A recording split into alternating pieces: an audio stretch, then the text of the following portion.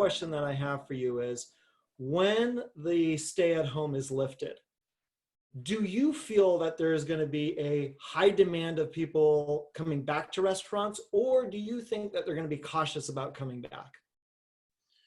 Well, I want to preface answering that by saying that you mentioned I was 30 plus years of experience, and my 30 plus years of experience has never experienced anything like this before.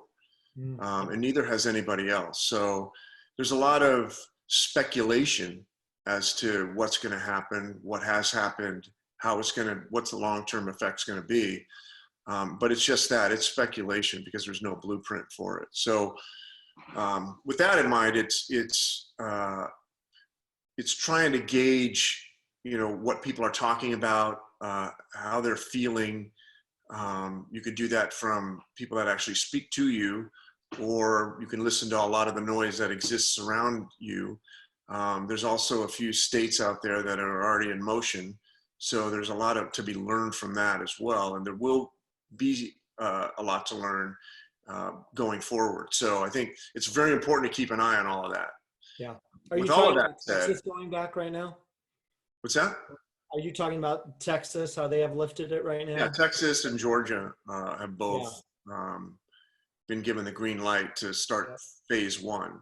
And I had the opportunity to look at Georgia's their executive order, and there's 40 provisions just for restaurants alone. So it's not a, hey, open the doors and let's all just run and go get them.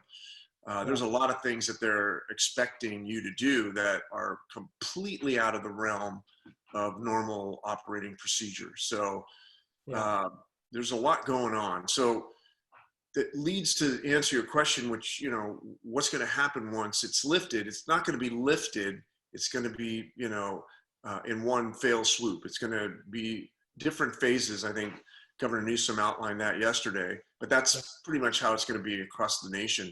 It'll be in specific phases. And that first phase, I would argue that even if people wanted to run to their favorite restaurant, it's not going to be how the experience that they're used to. So,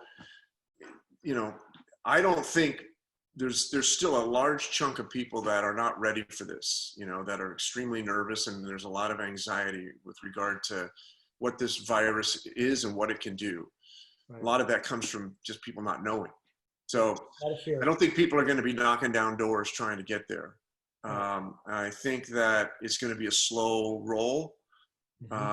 Once people can kind of see what it's like when they go to a restaurant, because it's going to be dramatically different with regard to how you're seated, whether it's reservations, the 6 feet of separation, that's going to be existing in a lot of these restaurants. The executive order from Georgia has 10 people per every 500 square feet. So that completely will change the configuration of a restaurant. So I don't know. I think people are going to be cautious, and I think it's going to be slow.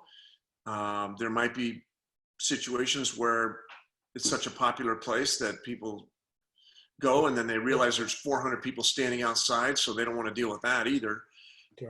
So it's just going to be, there's a lot of unknown.